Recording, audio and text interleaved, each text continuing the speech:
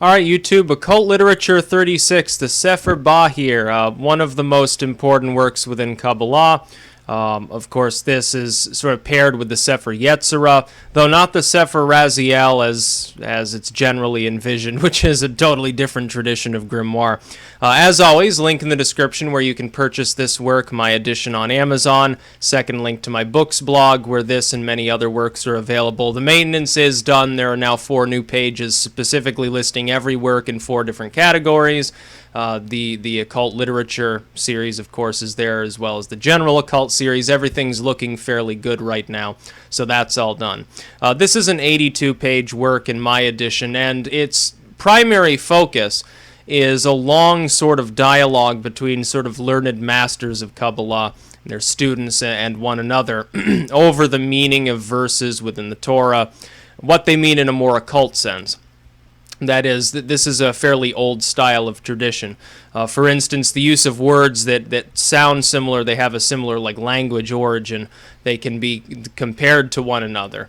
There's a great and almost obsessive-compulsive style of comparing like to like, whether in a direct manner or an indirect manner within Kabbalah. That forms essentially the complete basis of the entire system. That, along with numerology, twain with it for number systems, as well as the basic concept of the tree of life itself.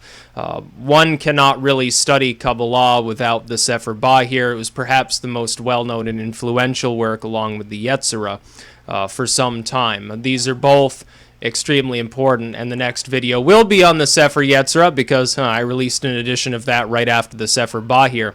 But it's a significantly longer work than some.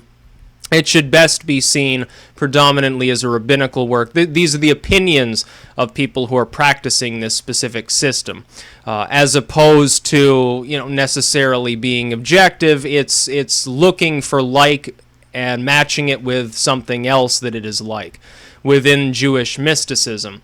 And from that, it's considered a form of holiness to notice these things, just as it's holy just to read the Torah within sort of these systems. You're approaching the godly.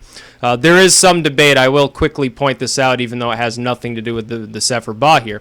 There is some debate over whether you should try to draw that close with the Godhead, or you should say the singular monotheistic male entity of Judaism. There's some seasoned debate over whether it's really a good idea to try to ascend the sort of tree of life, lest you be potentially blasted into nothingness. That may be more New Agey sort of pseudo-rabbinical work than more of an authentic tradition, but it goes through the 7 voices of the Sephirot and so forth.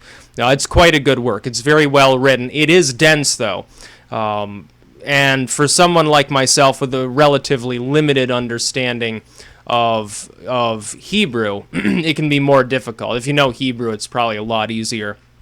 But it's straightforward once you get to know the text. You might want to read it a couple of times. So as before, link in the description where you can purchase this work if you're interested in Kabbalah. It's the greatest of all, perhaps even better than the Sepher Yetzirah. Second link to the books blog.